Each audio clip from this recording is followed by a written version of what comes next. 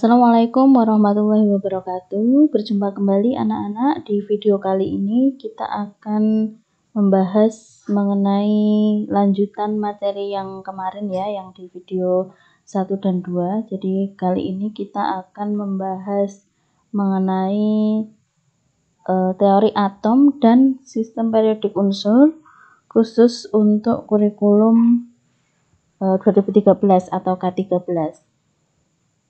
Oke, ya langsung saja. Nah, kemarin yang sudah kita bahas di video sebelumnya, itu kan kita sudah membahas struktur atom dan sistem periodik unsur, tetapi untuk yang kurikulum 2006. Jadi di kurikulum 2006 ya, itu materi struktur atom dan sistem periodik unsur itu dibagi ke dalam dua atau disajikan pada dua tingkatan kelas, yaitu kelas 10 dan kelas 11. Jadi nanti silakan anak-anak lihat lagi materi di pertemuan pertama yang di video kemarin ya. Jadi di video sebelum ini nanti dilihat kembali pembagian materinya seperti apa. Yang di kelas 10 itu kontennya apa saja, yang di kelas 11 apa saja, itu anak-anak silakan lihat kembali kalau lupa. Nah, untuk di video kali ini kita khusus akan membahas yang kurikulum 2013. Ya. Di mana di sini antara kurikulum 2006 dengan kurikulum 2013 itu terdapat perbedaan ya. Jadi kalau di kurikulum 2006 itu sekali lagi materi struktur atom dan sistem periodik unsur itu diberikan secara terpisah, sebagian di kelas 10 dan sebagian lagi di kelas 11 gitu. Sementara di kurikulum 2013 itu materi struktur atom dan sistem periodik unsur hanya diberikan di kelas 10. Jadi hanya diberikan di kelas 10 saja.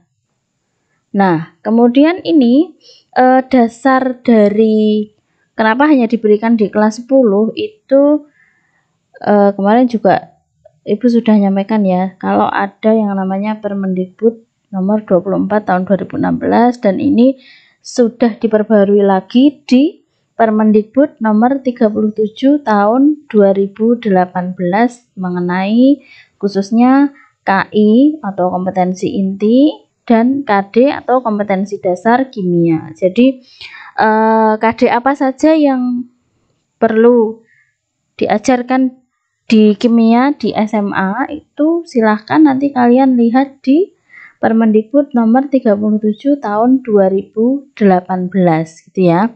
Dan kemarin juga Ibu sudah memberikan tugas, jadi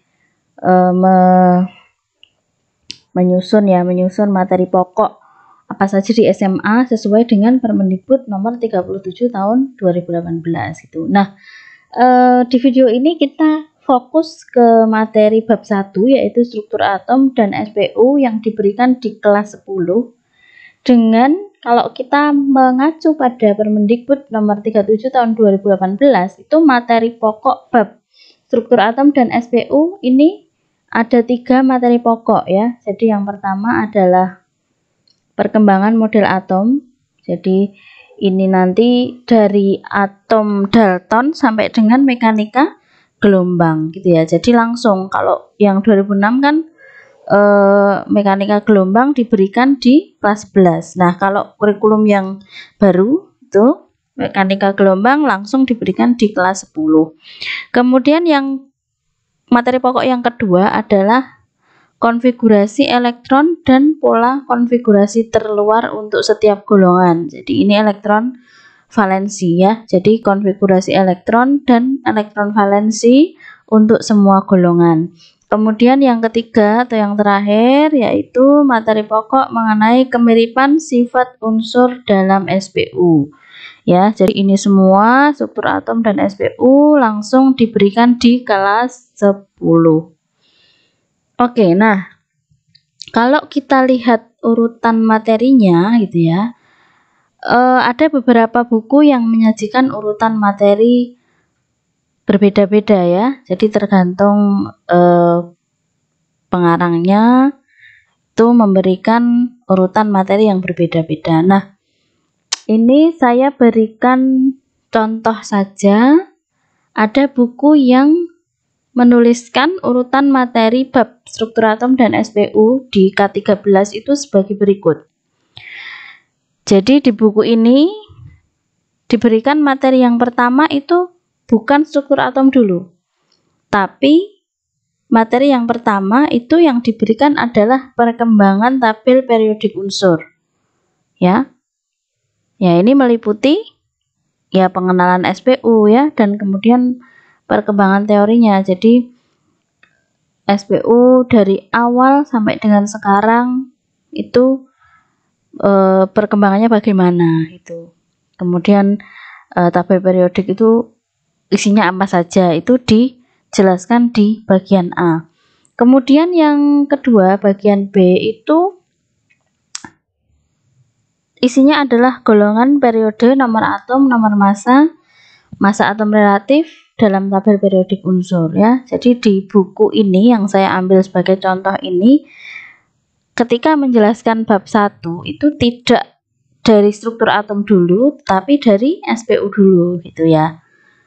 Nah, kemudian yang ketiga itu baru masuk ke perkembangan teori atom yang isinya dari Dalton, Thomson, Rutherford, Bohr sampai dengan mekanika kuantum, dan ini nanti sampai dengan bilangan kuantum. Jadi N, L, M, dan S itu disajikan di subbab yang perkembangan teori atom. Nah, kemudian yang keempat, subbabnya adalah struktur atom. Jadi atom itu nanti terdiri dari apa saja? Ada proton, elektron, neutron gitu ya, sampai dengan penemuan-penemuan elektron, proton itu juga disampaikan di subbab struktur atom ini. Itu. Nah, kemudian yang kelima, ini urutan subbab yang kelima adalah sifat unsur ya. Jadi meliputi apa saja sifat unsur itu, yaitu ada jari-jari atom, energi ionisasi, afinitas elektron, dan keelektronegatifan. Baru nanti yang submateri terakhir adalah keperiodikan sifat unsur. Jadi sifat-sifat unsur ini kalau secara periodik kecenderungannya bagaimana dalam satu golongan maupun dalam satu periode, gitu ya. Nah, ini kalian bisa memberikan komentar terkait dengan urutan materi di bab 1 di contoh ini ya. Kalau di sini kan SPU diberikan di awal gitu, baru nanti kemudian struktur atom. Nah, ada juga di buku lain itu yang memberikan struktur atom dulu. Struktur atom dulu, kemudian baru kemudian nomor atom, nomor massa, isotop, isobar, itu baru kemudian ke SPU gitu ya. Nah, ini memang beda-beda urutan materinya, tetapi yang jelas KD-nya itu harus mengacu ke Permendikbud nomor 37 tahun 2018 yang kalian sudah pelajari juga. Gitu ya. Oke, kemudian kita lanjutkan ke sini. Jadi kemarin tujuan dari mata kuliah kita itu kan salah satunya mengetahui indikasi atau miskonsepsi gitu ya pada masing-masing bab di kimia SMA gitu. Nah, berhubung di kali ini kita membahas bab struktur atom dan SPU, maka miskonsepsinya juga yang ada atau yang sekiranya muncul di bab struktur atom dan SPU gitu. Nah, miskonsepsi di bab ini itu sebenarnya banyak ya, tidak hanya yang saya tuliskan di sini gitu. Tetapi yang paling sering terjadi dan ini hampir dialami oleh semua guru kimia ketika mengajar gitu ya, itu adalah yang saya tuliskan ini. Jadi apa saja miskonsepsi pada bab struktur atom dan SPU? Yang pertama adalah bilangan kuantum magnetik, jadi M. Ya, kan bilangan kuantum ada 4 ya, ada N, L, M, dan S. Nah, yang sering menimbulkan miskonsepsi adalah yang M atau yang bilangan kuantum magnetik. Nah, kemudian yang kedua, miskonsepsi yang kedua yaitu pengisian elektron. Jadi cara mengisikan elektron di orbital-orbital. Nah, ini sudah saya beri tulisan, ingat 3 aturan dalam konfigurasi elektron. Jadi nanti ini pengisian elektron ini kaitannya dengan 3 aturan yang menjadi dasar di dalam menuliskan konfigurasi elektron. Masih ingat ya, ada apa saja? Ada asas Aufbau, kemudian aturan Hahn, dan larangan Pauli. Ya, jadi 3 itu. Oke, kemudian yang ketiga, miskonsepsi yang ketiga adalah bilangan kuantum elektron terakhir. Nah, ini sering sekali terjadi miskonsepsi, bahkan banyak buku kimia di SMA yang masih menuliskan seperti ini ya. Jadi bilangan kuantum elektron terakhir. Keempat, bilangan kuantum elektron terakhir dari unsur X dengan nomor atom sekian, itu berapa? Itu masih banyak sekali ditanyakan seperti itu ya. Padahal sebenarnya ini adalah miskonsepsi itu. Dan yang keempat itu silahkan kalian cari dan kita bahas bersama ya. Jadi yang saya berikan 3 ini hanya sebagai contoh saja. Gitu ya. Oke, nah kita lanjut ke miskonsepsi yang pertama, yaitu mengenai bilangan kuantum magnetik atau M ya. Nah, bilangan kuantum magnetik ini erat kaitannya dengan nilai L ya. Semua sudah tahu tuh ya. Jadi kalau N-nya itu 1, maka L-nya bisa 0. Nah, ini kalau N-nya 1 dan L-nya 0, itu kan berarti S ya, orbital S itu enggak ada masalah karena orbital S itu nilai M-nya hanya 1, yaitu nilainya 0 gitu. Nah, masalah akan muncul ketika nilai L-nya sama dengan 1. Kalau nilai L sama dengan 1, berarti ini apa? Ya, subkulit P ya. P gitu. Nah, P ini punya 3 orientasi orbital atau punya 3 nilai M kan? M-nya sama dengan min L sampai dengan plus L, berarti M-nya adalah min 1 ya, karena L-nya 1, min L, min 1, 0 dan plus 1. Jadi nilai M-nya ada 3, yaitu min 1, 0 dan plus 1. Nah, arah orientasi orbital P itu ada 3 memang. Ada PX, PY, dan PZ gitu. Nah, yang sering terjadi miskonsepsi di sini adalah biasanya menuliskan PX itu dengan nilai M-1. PY itu dituliskan M sama dengan 0. Sementara PZ itu dituliskan M sama dengan plus 1. Nah, apakah ini betul gitu ya? Jadi apakah PX itu nilai M-nya sama dengan min 1, PY itu nilai M-nya sama dengan 0, dan PZ itu nilai M-nya sama dengan plus 1. Nah, apakah ini betul ya? Ternyata ini tidak benar ya. Jadi ini tidak betul, tidak selalu. Karena sebenarnya PX, PY, dan PZ ini adalah degenerate. Jadi degenerate itu level atau tingkat energinya adalah sama gitu ya. Oke, kita lihat untuk orbital D di mana L sama dengan 2 ya. Jadi L sama dengan 2, maka ini akan mempunyai nilai M dari min 2 sampai dengan plus 2, sehingga nilai M-nya adalah min 2, min 1, 0, plus 1, dan plus 2. Nah, kemudian yang jadi masalah, apakah DXZ itu selalu nilai M-nya min 2, DYZ selalu M-nya min 1, DXY apakah M-nya 0, kemudian DX kuadrat Y kuadrat apakah M-nya selalu plus 1, dan DZ kuadrat apakah M-nya selalu plus 2. Ya, jadi kasusnya sama dengan yang P tadi ya. Jadi tidak selalu ya, karena ini degenerate gitu ya.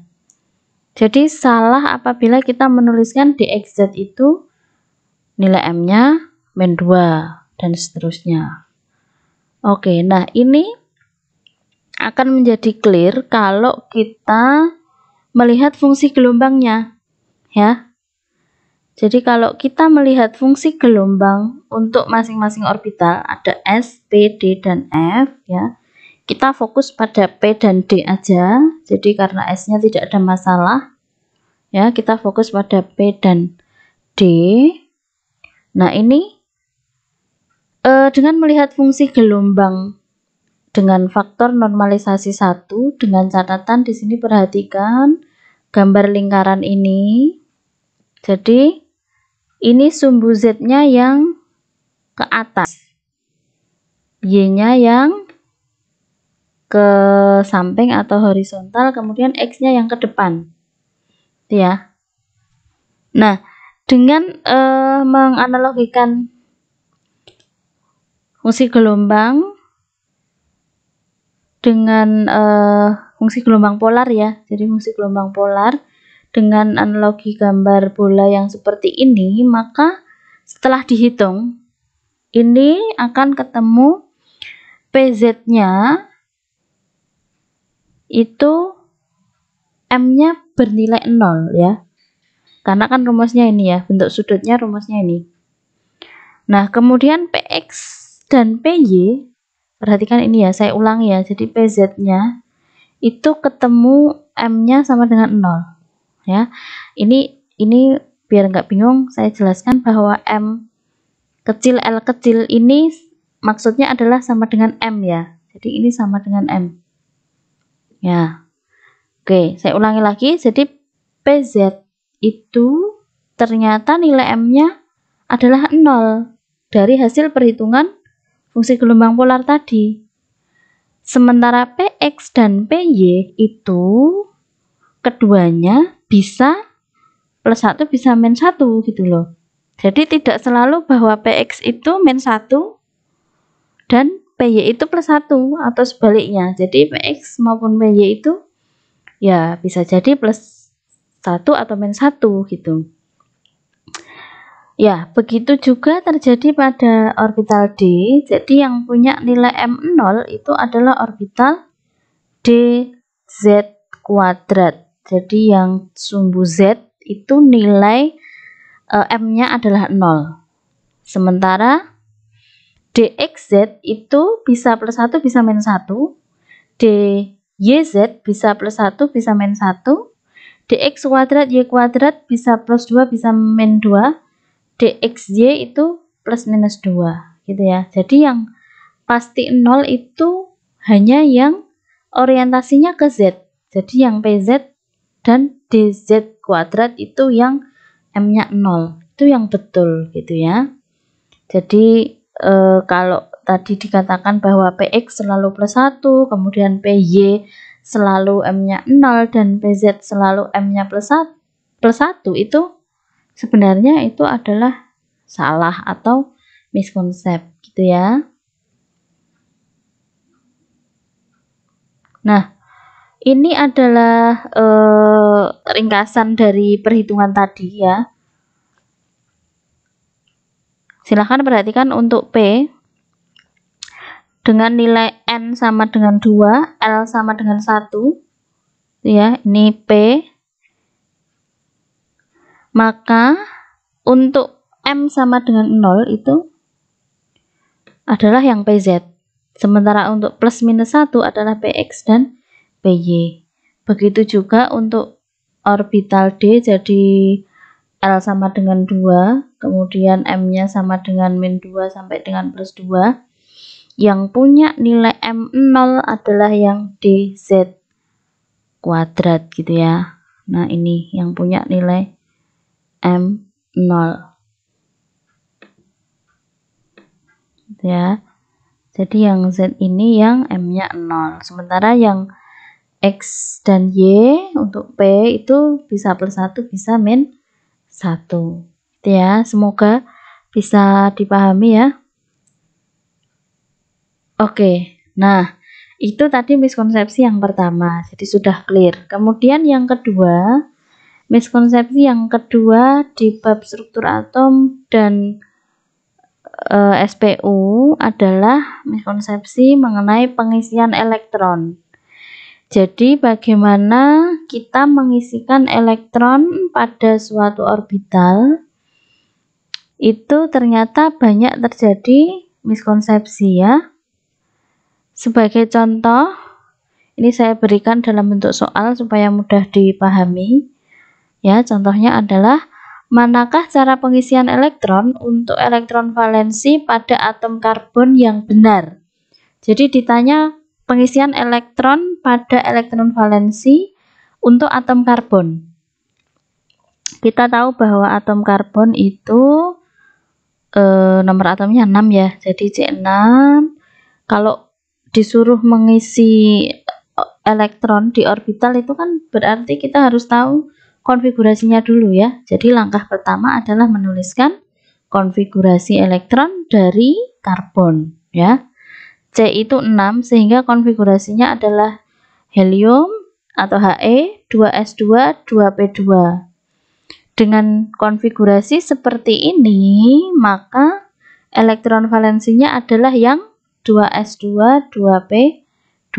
Ini adalah elektron valensinya. Nah, tadi disuruh mengisi elektron untuk ini ya, elektron valensi. Berarti hanya yang 2s2, 2p2 itu.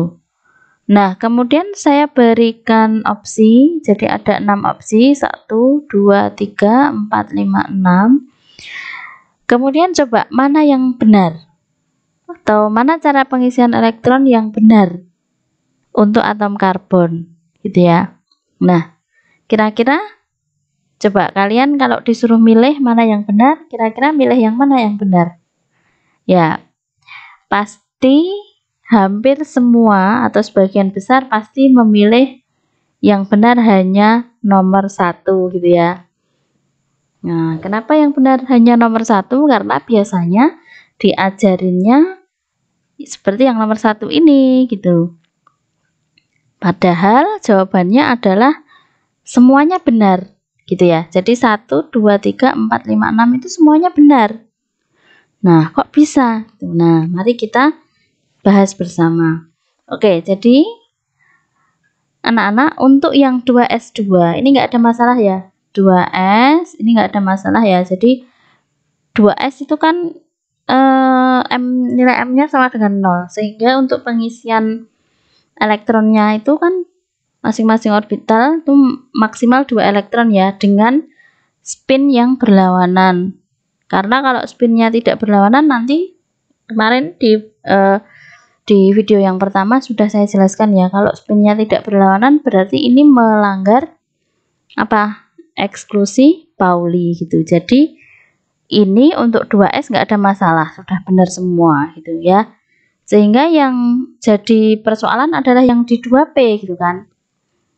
2p ini kan isinya 2 elektron. Nah, terus cara ngisinya kok bisa benar semua? Nah, kita bahas bersama. Untuk yang nomor 1, jadi 2p2 itu elektron, ada 2 elektron yang mau mengisi di orbital 2p.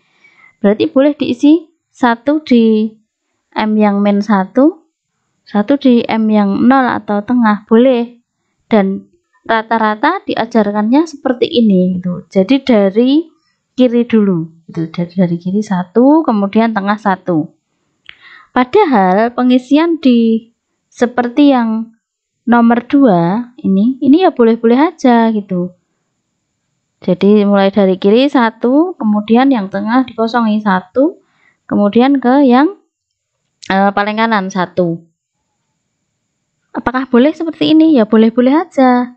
Kenapa boleh-boleh aja? Karena ingat, di 2p itu baik Px, Py, dan Pz itu memiliki tingkat energi yang sama gitu ya. Jadi tidak ada yang lebih tinggi maupun tidak ada yang lebih rendah. Nah, kalau kita mengisi elektron itu kan harus sesuai dengan 3 aturan ya, yang tadi sudah saya sampaikan di depan. Jadi kalau aturan Aufbau itu kan pengisian elektron harus dimulai dari energi yang terendah gitu. Nah, sementara untuk P ini ketiganya punya tingkat energi yang sama. Jadi 2 PX, PY, PZ itu punya tingkat energi yang sama, sehingga ya kita bebas aja mau yang mana dulu, mau boleh yang pinggir dengan pinggir, boleh yang tengah dengan kanan, boleh yang kiri dengan tengah, itu boleh ya. Boleh-boleh aja karena tingkat energinya sama. Gitu.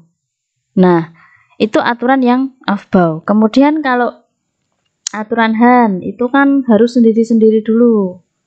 Jadi harus sendiri-sendiri dulu baru berpasangan. Karena elektronnya cuma 2, 2P itu cuma 2, maka ini kebetulan dari 1 sampai dengan ke 6 itu sudah sendiri-sendiri dulu semua. Jadi 1 terus 1. Yang nomor 2 1, kemudian 1. Yang nomor 3 juga 1, kemudian 1. Gitu ya. Paham ya? Jadi ini juga betul. Gitu. Oke, jadi yang kedua juga betul. Terus yang ketiga, perhatikan yang ketiga, cara pengisian yang ketiga. Itu tadi ya sudah saya sampaikan bahwa P itu tingkat energinya sama. Jadi boleh dari yang tengah dulu, boleh dari yang kanan dulu, boleh dari yang kiri dulu gitu ya. Asal ngisinya sendiri-sendiri dulu atau tidak langsung berpasangan gitu. Nah, ini sehingga nomor 3 ini juga betul. Ya, paham ya? Ya, oke. Kemudian perhatikan yang nomor 4. Nah, yang opsi keempat ini sama dengan pengisian di opsi pertama, hanya bedanya spinnya turun atau min setengah. Nah, ini apakah boleh? Ya boleh-boleh aja gitu ya, karena tidak ada aturan semua yang elektron yang masuk itu harus spin up dulu. Jadi tidak harus spin up dulu. Jadi tidak harus spinnya naik dulu. Boleh turun langsung juga boleh gitu loh. Asal kalau naik semua, kalau turun semua gitu ya. Jadi nomor 4 ini betul. Kemudian nomor 5 perhatikan. Nomor 5 ini juga betul ya. Jadi karena ini energinya sama ya boleh-boleh aja gitu. Dari kiri dan kanan boleh-boleh aja. Kemudian yang keenam, opsi yang keenam ini sama dengan opsi ketiga, cuma spinnya yang ke bawah boleh-boleh aja gitu ya, karena tidak harus spin up dahulu semua gitu. Oke, semoga paham ya. Jadi besok kalau memberikan materi ini kepada siswa, itu jangan yang diberikan yang opsi pertama aja gitu. Karena pengisian elektron itu boleh beberapa cara gitu ya. Asalkan 3 aturannya terpenuhi gitu. Dan memang yang biasa diajarkan itu adalah yang pertama. Jadi yang opsi pertama ini yang sering sekali diajarkan. Padahal opsi 2 sampai 6 juga boleh, semuanya betul gitu. Oke, paham ya? Oke, kita lanjutkan. Nah, untuk miskonsepsi yang ketiga atau yang terakhir itu adalah mengenai bilangan kuantum elektron terakhir. Nah, biasanya soal-soal di buku pelajaran itu disampaikan seperti ini. Sebutkan 4 bilangan kuantum elektron terakhir dari P dengan nomor atom 15. Nah, yang menjadi pertanyaan adalah kata-kata elektron terakhir ini. Ya, jadi kata-kata elektron terakhir ini menimbulkan miskonsepsi. Karena apa? Karena elektron terakhir itu sebenarnya yang mana sih gitu ya? Yang mana? Nah, kita sebenarnya nggak bisa tahu elektron terakhir itu yang mana. Apakah di M yang nilainya paling besar? Ya, tentunya tidak ya, karena tadi sudah saya sampaikan bahwa tingkat energinya adalah sama. Nah, oke, supaya paham, silahkan simak dulu pembahasannya. Jadi biasanya jawaban dari soal yang seperti ini, itu jawabannya akan seperti ini. Pembahasan ya, jadi P itu kan nomor atomnya 15, berarti konfigurasinya dituliskan dulu, neon, kemudian 3S2, 3P3. Nah, Ini berarti elektron valensinya kan ini 3s2 3p3. Terus biasanya karena yang ditanya adalah elektron terakhir, maka berarti dituliskan pengisian elektron di orbitalnya. Jadi ini 3s ya. Ini 3s 3s isinya 2. Kemudian ini 3p isinya 3. 1 2 3 gitu ya. Terus karena ini ditanya elektron terakhir, maka terus biasanya ditunjukkannya yang ini. Ini ya. Yang ini. Karena ngisinya yang terakhir gitu. Padahal ini sebetulnya adalah sesuatu yang salah gitu ya. Ya, elektron terakhir itu belum pasti yang nilai M-nya paling besar. Karena gimana? Tadi sama dengan yang miskonsepsi nomor 2 tadi. Jadi elektron terakhir itu bisa jadi yang -1, bisa jadi yang 0, bisa jadi juga +1 gitu. Karena ini kan 3P ini kan energinya sama. Jadi antara M-1, M0, M+1 ini energinya sama. Sehingga kita boleh-boleh aja mengisi dari kiri juga boleh, dari tengah juga boleh, dari kanan juga boleh.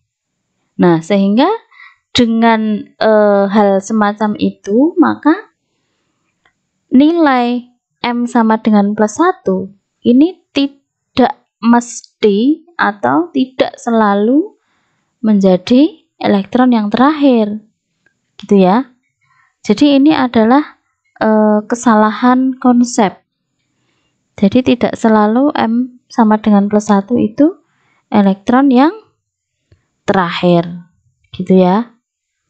Karena apa? Karena tadi mengisinya boleh dari mana aja gitu ya. Sehingga yang terakhir itu ya bisa jadi di -1, bisa jadi yang 0, atau di +1 juga bisa jadi gitu, tapi tidak selalu yang di +1 gitu. Paham ya?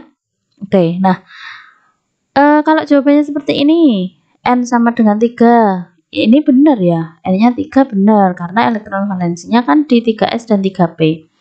Kemudian L-nya 1, ini benar. Cuma yang jadi masalah adalah yang M dan S-nya. Seperti yang tadi saya sampaikan, M ini alasannya, ini kan M-nya jawabannya +1, alasannya suborbital yang diisi terakhir adalah M sama dengan +1. Nah, ini salah ya. Tidak mesti karena energinya sama. Gitu, paham ya? Kemudian S-nya adalah +1,5 karena spinnya ke atas. Lah ini ya tidak pasti lagi, nggak mesti ya. Karena S itu bebas, boleh -1/2 dulu, boleh +1/2 dulu, asalkan ketiga-tiganya kalau -1/2 ya -1/2 semua gitu. Kalau +1/2 ya +1/2 semua gitu. Sehingga ini salah gitu ya. Ya, paham ya? Ya, sehingga saya rasa untuk kata-kata elektron terakhir ini sebenarnya tidak tepat gitu ya. Walaupun masih banyak buku-buku yang menuliskan elektron terakhir atau soal-soal yang menyebutkan diminta 4 bilangan kuantum elektron terakhir itu ya. Jadi ini adalah miskonsepsi.